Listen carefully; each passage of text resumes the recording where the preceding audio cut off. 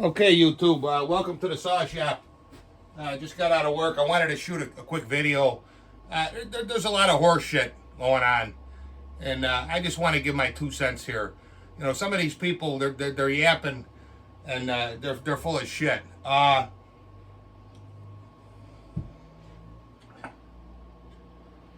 There was a video that I saw today where a guy had a saw with 500 hours or whatever on it. Guys, 500 hours is not a lot of time. If you let me grab a piston here. Okay. Now, if you look at this piston, I don't know if it's showing up. Let me get the flashlight here.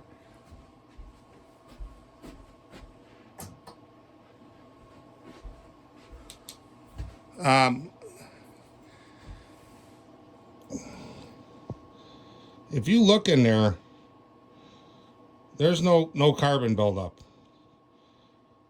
You really don't want carbon in here because that means that piston was getting too hot. Now you got some carbon on here, which is going to happen. You're going to get something, but you don't want it up in here.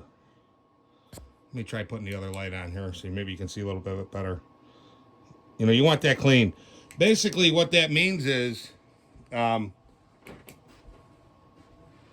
lot of people think that when you're running these saws that this carbon on here is because you're running too rich of a mixture. And that is not the case. The reason why you get this is because the crown of this gets hot. And if you're getting it on the underside, it's not really desirable. It means it's getting hot. So as piston's coming up, transfers open up, shooting the gas, it's actually burning right onto the piston. That's what that's from. It's not from a rich mixture. You got guys out there advocating 32-to-1 with outboard motor oil. Hey, if that's what works for you, that's fine. I mean, I'm not going to tell you what you do in your world and how you build your saw, but if these are some of the symptoms you're experiencing, that thing's getting hot. Okay, you can't deny that. And I'm glad that the guy did show that, and you know, at least he's being honest, showing what he has. But let's let's take a look at the manual here, and this is right out from Steel Corporation, billion-dollar corporation. They have tens of millions of dollars in R&D and all that. And let's see what it says. Steel. Steel recommends the use of Steel Motomix. Steel Motomix has a high octane rating and ensures that you always use the right mix ratio. Steel Motomix uses Steel HP Ultra 2-stroke engine oil suited for high performance engines. Okay, so that's what you're getting with that stuff. Now, I made a video a while back, over 500 hours on the saw, and it was brand new. Now, I didn't take the cylinder off and the top end and all that because there's no reason to. Just put more Motomix and go. But if you want to run gas, it tells you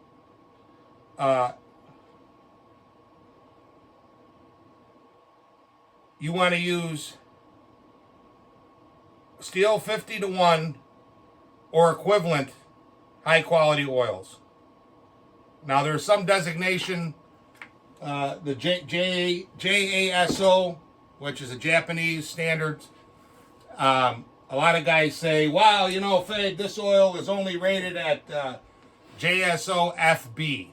There is an FC and there's an FD. As far as lubricity, there's no difference. Now, am I saying this is the best oil out there? No, but there's guys that have been running this for 10, 15 years with no problem. Um, I would say Motomix, but a lot of guys say, well, it's too expensive. Well, I mean, if it's breaking the budget for a little bit more fuel, I would reassess my business model. That's what I would say. Because if you look at what you're getting out of the pump, even non ethanol, you could scoot your saw. Just ain't worth it to me. I mean, if I spent all the time building it, porting it and everything, the last thing I want to do is run crappy oil and fuel in it.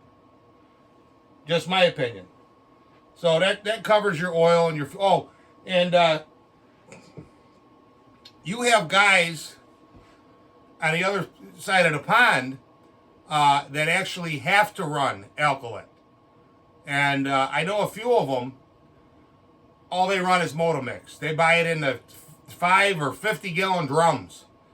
And some of these guys have over 1,800 hours on their saw. And everything's beautiful. So, I mean, we could argue back and forth, but that's the results. I mean, we're not on a little chainsaw forum with 10, 15,000 people. We're talking people around the whole world that are coming in and saying, well, that's not been my experience. That's not been my experience. That's not been my experience. If you feel that you want to run at 32-1, personally, I've tried it. There's just too much gunk. It causes too much problems. Then again, I don't run high compression engines. And there's a reason why.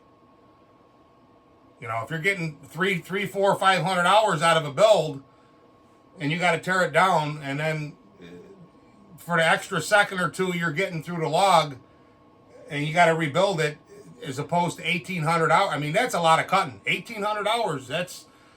Think about it. That's just about a year of using that thing every day, 6 days a week, sometimes 7 days a week. So, I mean, to each his own. But the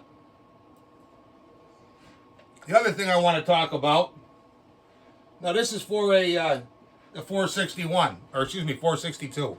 I make these for every saw. You have the stock filter, you have a max flow, and then you have this. This is a machined piece. You unbolt everything, take the old piece out,